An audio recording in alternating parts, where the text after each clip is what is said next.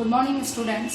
BEd second year के लिए आज मैं ज्ञान और पाठ्यचर्या विषय के अंतर्गत हम टैगोर को देख रहे थे।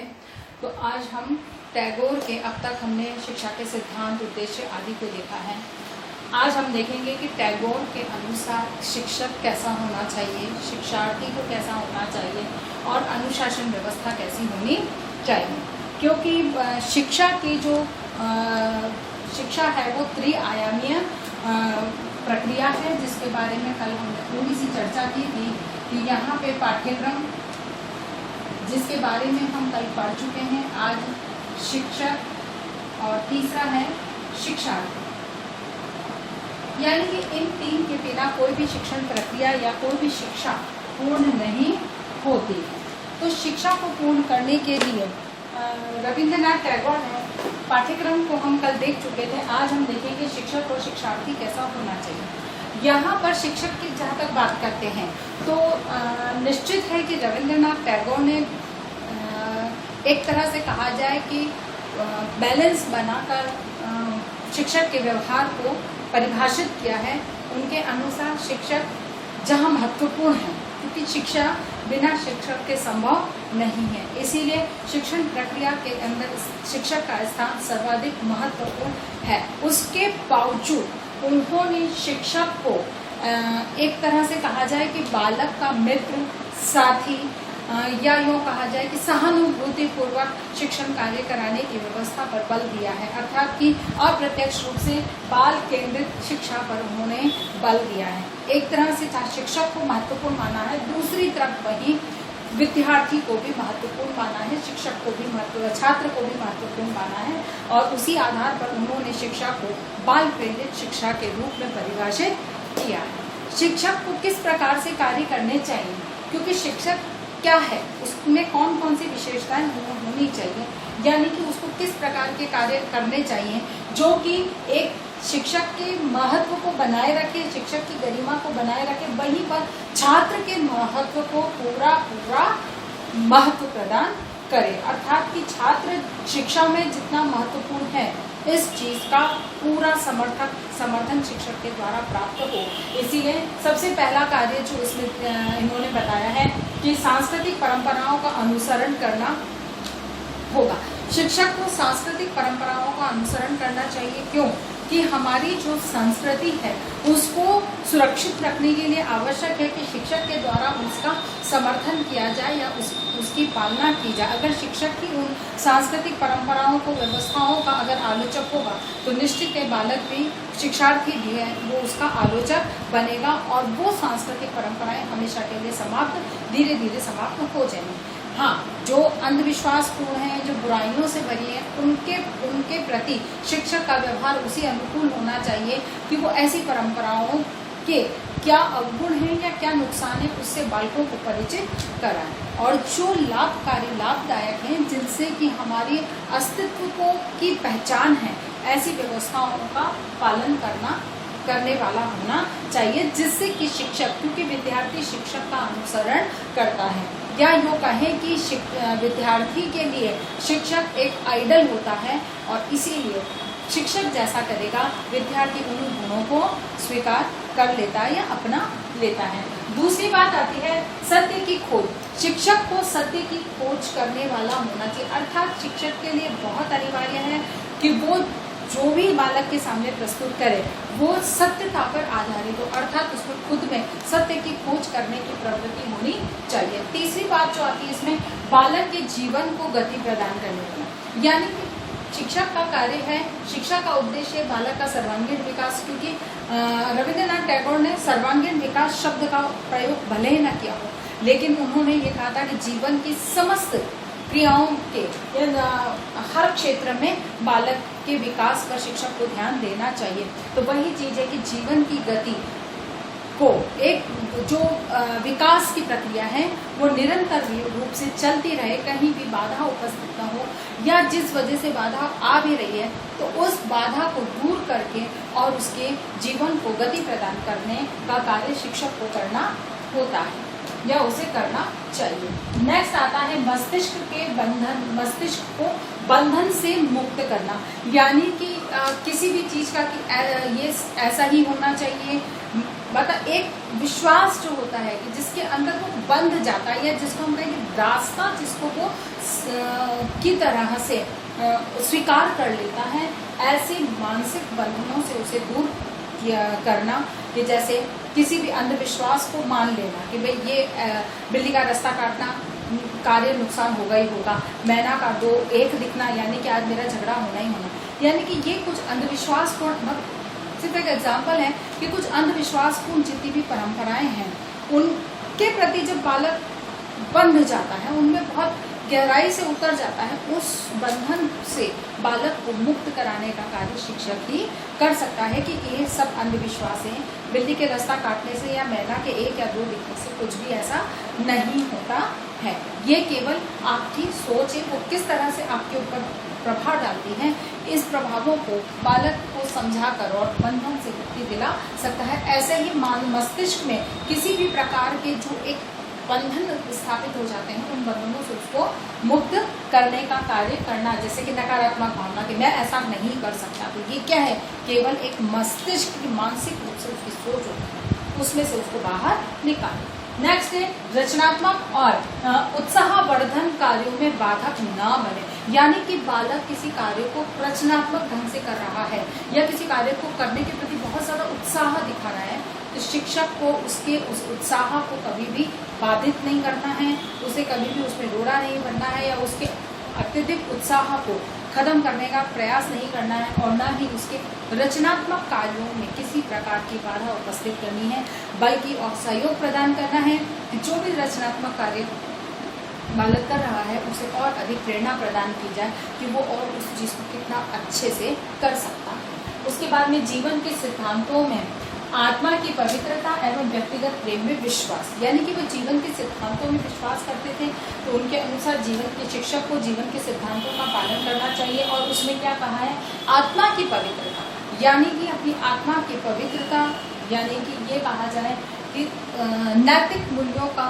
पालन करने वाला, सत्य की राह पर चलने वाला, अहिंसा का पालक, ऐसे जो हमारे नैतिक मूल्य हैं उनका पालन करने वाला, और व्यक्तिगत प्रेम में विश्वास रखने वाला, यानी कि हर व्यक्ति से, हर प्राणी मात्र से प्रेम करने वाला होना चाहिए, चाहे वो मनुष्य है चाहे पशु पक्षी है, सबसे वो प्रेम रखने वाला होना चाहिए। अगली बात है कि प्रेरणादायी व शिक्षाप्रद अनुभव, शिक्षक बालक को प्रेरणादायी और शिक्षाप्रद अनुभव प्रदान करे, अर्थात कि शिक्षक जिस तरह का व्यवहार करेगा बालक उसका अनुसरण करेगा, इसीलिए उसको खुद प्रेरणादायी होना चाहिए, वो खुद सबको प्रेरणा प्रदान करने वाला होना चाहिए। शिक्षाप्रद अनुभव यानी कि चाहे कहानियाँ सुनाए, चाहे कोई भी कार्य ऐसा करे जिससे कि बालक को कुछ सीखने को प्राप्त हो, ऐसे शिक्षाप्रद अनुभव प्रदान करने के लिए शिक्षक को क्रियाएं करनी चाहिए। इसलिए शिक्षक में स्वयं में इन गुणों का होना अनिवार्य है। और फिर अंत में पुस्तक के ज्ञान पर निर्भर न होना,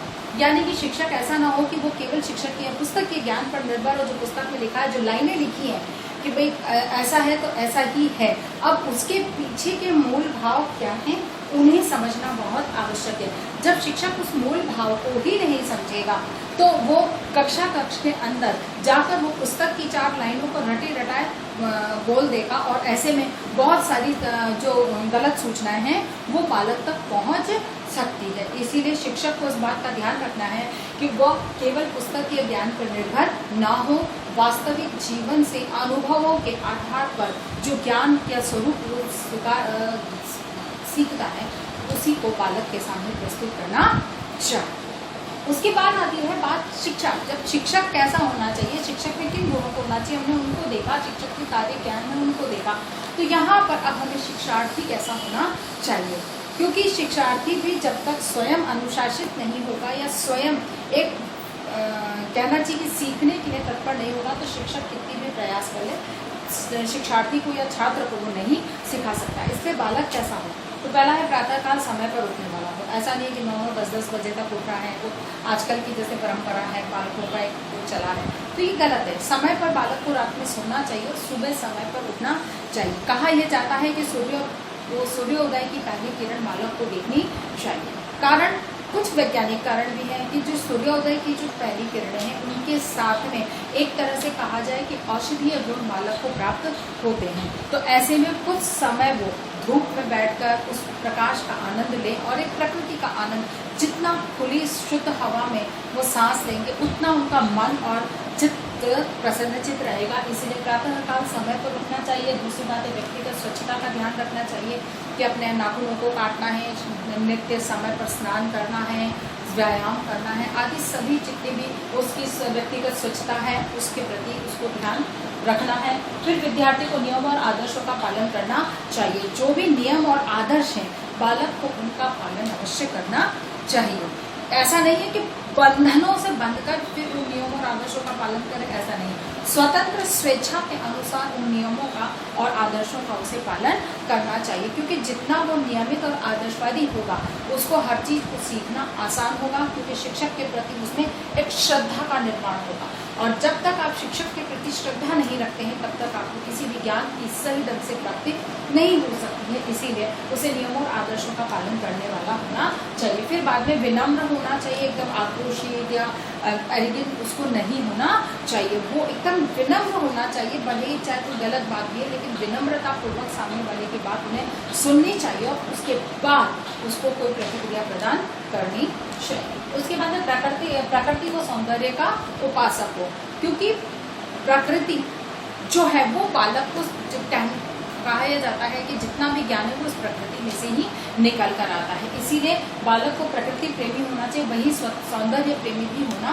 चाहिए। सौंदर्य प्रेमी क्यों? क्योंकि प्राकृतिक सुंदरता हर किसी को अच्छी लगती है, सौंदर्य सभी को अच्छा लगता है, लेकिन उसका उपासक क्या, इसका मतलब ये नहीं है कि उसमें आप कुछ भी गलत, अच्छा गुलाब के फूल बहुत अच्छे लग रहे हैं आपने तोड़ दिए, अब वो तोड़ लिए पेड़ से अलग हो गए, आपके हाथ में 10 मिनट 15 मिनट रहेंगे और फिर वो पत्तियां बिखर कर गिर जाएंगी, बेकार हो जाएगा। यानी कि अब वो गुलाब का फूल दोबारा देखने को आपको नहीं मिलेगा। और वही चीज अगर गुलाब का फूल पौधे पेड़ पर लग रहा है तो बालक 1 दिन 2 दिन तक उस फूल का आनंद ले सकता है। अर्थात प्रकृति के प्रति उसका उपासक होना चाहिए, जिससे कि उसमें ये भावना जागे कि हमें पर्यावरण को नुकसान नहीं पहुंचाना है। यानी कि इतने समय पहले ही रविंद्रनाथ टैगोर ने इस बात का समर्थन किया था कि बालक ऐसा होना चाहिए जो प्रकृति प्रेमी हो, सौंदर्य का उपासक हो, जिससे कि वह पर्यावरण की सुरक्षा को के प्रति सजग हो सके। उसके बाद में सांसारिक और आध्यात्मिक ज्ञान का इच्छुक हो, यानी कि उसमें इस बात की इच्छा हो कि वो आध्यात्मिक ज्ञान को भी हासिल करे और सांसारिक ज्ञान को भी हासिल करे कि ये सांसारिक जीवन क्या है, किस तरह का, इसमें किस प्रकार के मूल्य है, किस प्रकार के आदर्शों का पालन करना चाहिए, इसमें किस तरह से उसको संप्रेषण अंतःक्रिया करनी चाहिए, क्या है इस सांसारिक जीवन को जीने का क्या तरीका है, क्या नियम है, क्या सिद्धांत है, इसका पालन उसे इसको सीखना उसे बहुत अनिवार्य है। क्योंकि जीवन के पल हर पग पर उसे इस सांसारिक जीवन में ही जीवन व्यतीत करना होता है, जिसका ज्ञान उसे होना चाहिए या उसे सीखने का भी इच्छुक होना चाहिए।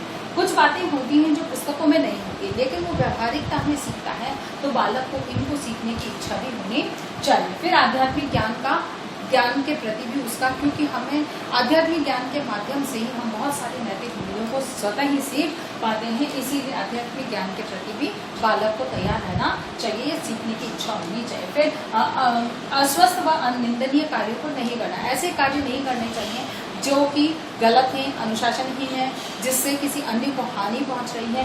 ऐसे कार्य करने से आपकी निंदा होती है और ऐसे किसी भी कार्य को करने से आपको बचना चाहिए। अर्थात शिक्षक छात्र ऐसा हो जो कोई भी गलत कार्य न करे और निंदनीय कार्यों को न करे, तभी वो एक अच्छा छात्र बन सकता है। कि स्वप्रेरित हो, यानी कि उसे हर समय मोटिवेट करने की आवश्यकता ना हो, वो किसी भी कार्य को करने के लिए स्वयं प्रेरित रहे, वो स्वयं करने के लिए इच्छुक हो। फिर अंत में है गुरु के प्रति श्रद्धा, क्योंकि गुरु के प्रति जब तक आपको श्रद्धा नहीं है तब तक आपको गुरु के किसी भी बात में विश्वास नहीं होगा, आपको किसी भी बात में ट्रस्ट नहीं होगा कि गुरु जो कह रहा है वो सत्य कह रहा है। आपको हर समय भ्रम बना रहेगा कि क्या पता सही बता रहे हैं या नहीं। लेकिन आपको इतना श्रद्धा होगी तो चाहे कुछ भी बता रहे हैं, आपको हमारे टीचर ने कहा वो बिल्कुल सही कहा है, या टीचर जो हमें बता रहा है, या हमारा टीचर हमारे को जिस तरह का मार्गदर्शन देगा, हमारा जीवन बहुत अच्छा निर्माण करने में सहयोग प्रदान करेगा। अर्थात एक शिक्षक के प्रति जब तक मन में श्रद्धा नहीं होगी, आप किसी भी चीज को सकारात्मक रूप से नहीं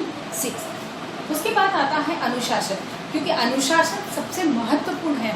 शिक्षक और छात्र के बीच में एक संबंध को स्थापित करने में अनुशासन भी एक छोटी सी कड़ी है जो एक अच्छा संबंध स्थापित कर सकती है। इसमें रविंद्रनाथ टैगोर दंड व्यवस्था के कट्टर विरोधी थे। वो ये नहीं पसंद करते थे कि छात्रों को या बालकों को दंड देकर अनुशासन में रखा जाए।